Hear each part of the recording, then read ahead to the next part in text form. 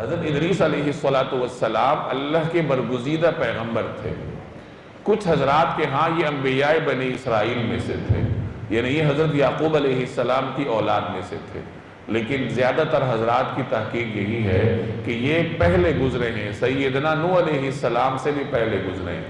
حضرت آدم علیہ السلام کی غالباً 7ویں پشت میں سے تھے، اور ان کے صاحبزادے حضرت نوح علیہ السلام کے دادا یا پردادا تھے۔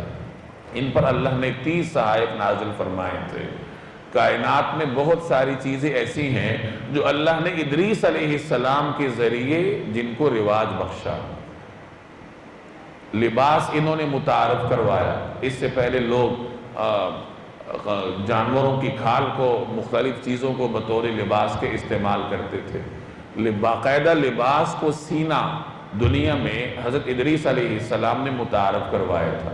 سوئی انہوں نے ایجاد کی تھی، قلم کے ذریعے لکھنے کا آغاز انہوں نے کیا تھا، اسلحہ انہوں نے ایجاد کیا تھا۔ کہا جاتا ہے کہ بنو قابیل سے انہوں نے اسلحے کے ذریعے جہاد فرمایا تھا۔